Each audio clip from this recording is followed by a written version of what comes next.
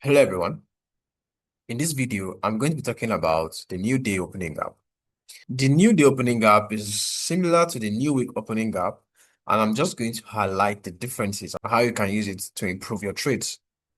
So the new day opening range gap is a price imbalance that occurs between the closing price of the previous trading day and the opening price of the new trading day. In simple terms, it is the gap between yesterday's close and today's open. So you can see we have a gap here. When we go to the chart, I'm going to show you the indicator I use for the new day opening gap. It's the same indicator I use for the new week opening gap. Now, if you note price, you can see how price kept finding support resistance. Here's consolidation. If you take the high and the low, this is the midpoint. You can see this equilibrium. Remember, price usually consolidate around the area of equilibrium. And if you take the high and low of this range, here we want equilibrium.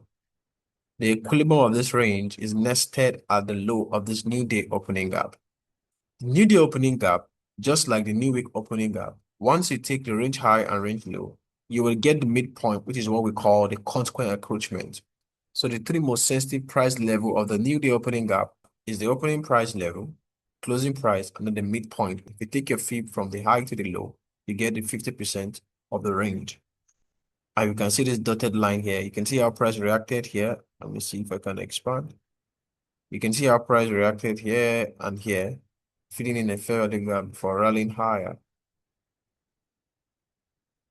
Here again, you can see how price reacted. As it was finding resistance here, it was filling in what an area of inefficiency.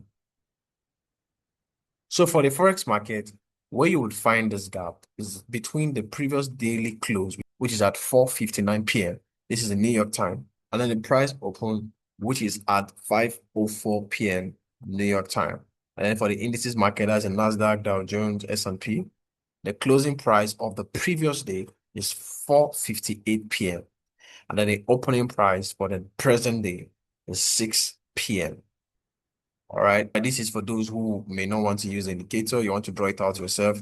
This is the time you want to be working with. All right. A few things we need to know.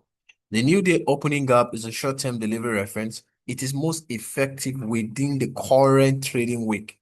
And you typically want to keep only 1 to 2 active new day opening gap levels on your chart for clarity and precision. I leave just 2 new opening gap using the indicator. This gives me more clarity and precision rather than trying to clump up my chart with multiple new week opening gap and in the long run get overwhelmed with too much information. I advise you guys to do the same. 2 is enough. The previous day new week opening gap and the current day new week opening gap.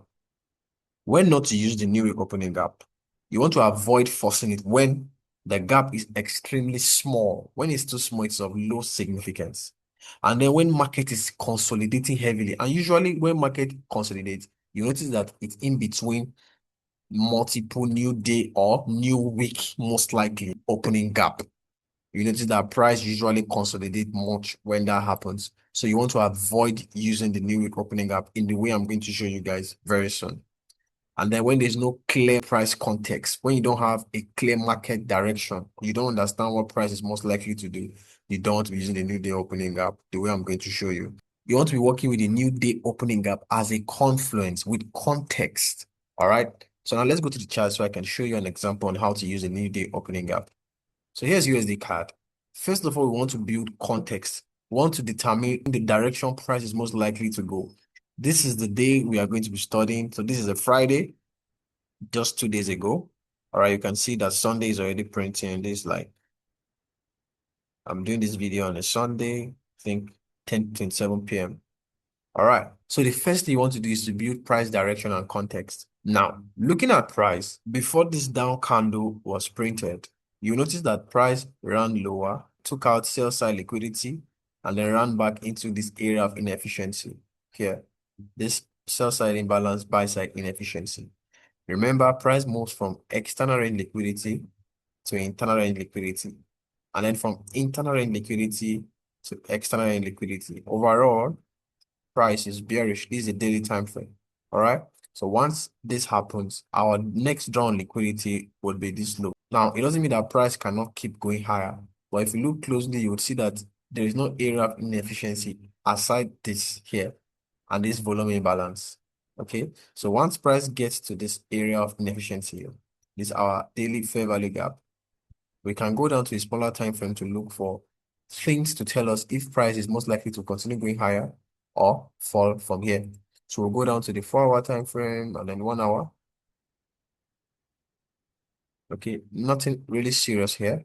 We go to the 1 hour time frame. You'll see that we got what? A market shift. Now, whenever you see long wicks, like I said in the previous video, you want to consider them as fair value gaps. All right.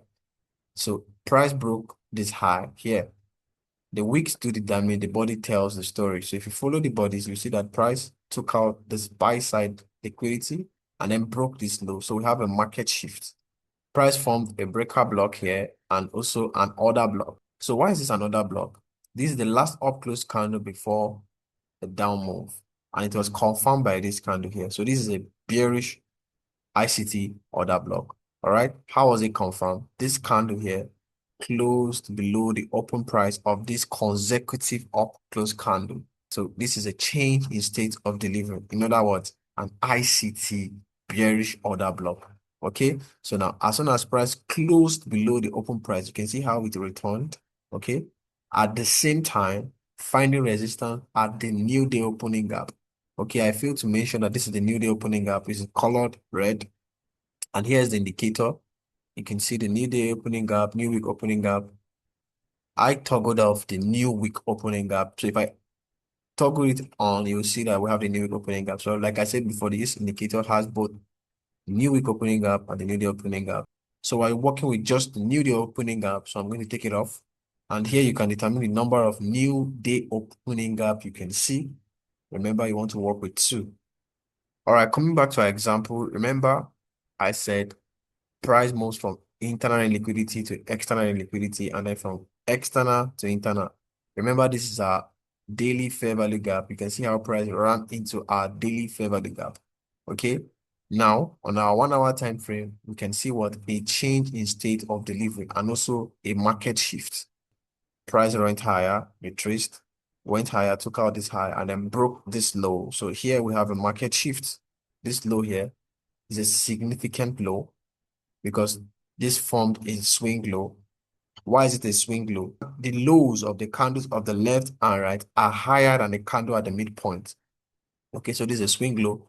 This is also a swing low. Why is it a swing low?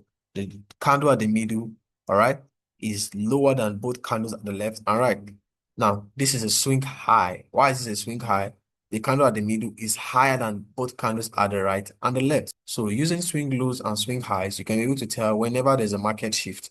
All right. Now, as soon as price closed below the open price, confirming what our bearish ICT order block, what you want to do is you want to anticipate a return of price back to that level, that is the open price of the ICT order block. And you can see how price returned immediately. Okay, came down, returned again, came down, finding resistance at this new day opening gap. So let's go to a smaller time frame for entries. But before we do that, I want us to also take note of where we are in price range. All right.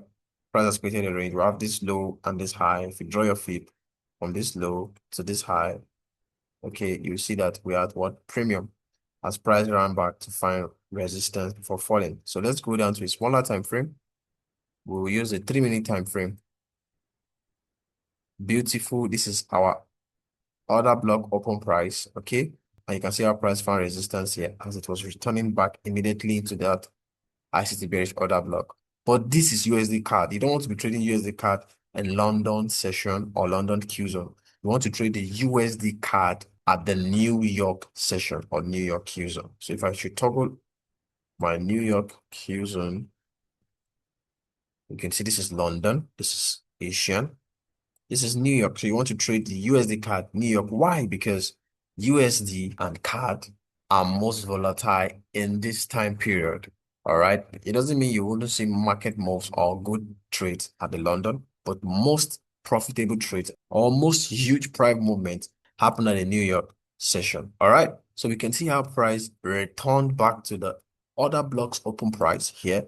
At the same time, finding resistance at the new day opening gap. And then one of the things you can also do to measure strength, you can see that the candle closed below the low of the new day opening gap. It did not even go above the midpoint. The probability will reduce for price to go lower if it closes above the new day opening gap. All right.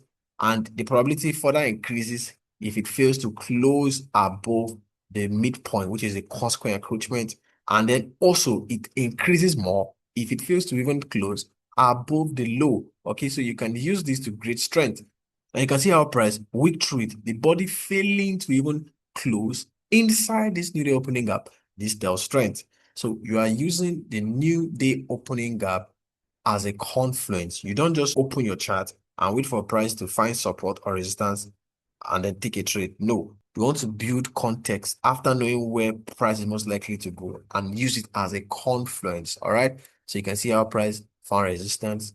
This already boosts your confidence in this trade and serve as a confirmation for your trade. All right. So you can see we have another market shift. Why is it the market shift? So market around liquidity here. That swing that ran liquidity, price broke through it. How do we know there's a break of structure? Because price went through a swing low. A swing low is formed by 3 candle pattern. Like I explained previously, the candle at the middle is lower than both candles at the left and right. Okay. Now, once price broke this swing low, it left what? A fair value gap. Now, this fair value gap signifies what? Displacement. Whenever we see displacement in a particular direction, usually is a telltale sign that price wants to continue going in that direction. So if price should return, like we see here, it's an opportunity to get in for that ride. So if I draw out my fair value gap here, you can see how price returned.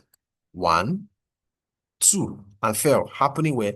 Inside the New York Q zone. So if you take this trade, you might have taken out some profits. All right. The last thing I'm going to see is I'm going to touch on the last topic I taught. That's the first presented fair value gap. So the first presented fair value gap for the New York session occurs between the 7:30 and 8 a.m. time window. So it's the first fair value gap you find between this time window in the 1 minute time frame. And remember, it has to be greater than 1 pips. Okay, so you can see how price found resistance, support. You can see how price kept gravitating towards it, find support and resistance. So now once you might have entered here, probably you missed this entry, and then you see this happen, then you can see a return back into the first present fair value gap, okay? And price failed to close outside it here. Now, once it left it, we can see a little bit of back and forth here. But after this move, it returned, only the wick went through it, came back again, and then failed to close above it. Now, once we see this, we can be confident to use this order block here. Now, we have another one, change the state of delivery. Okay, so price created was consecutively up close candle that failed to close above the first percent fair value gap.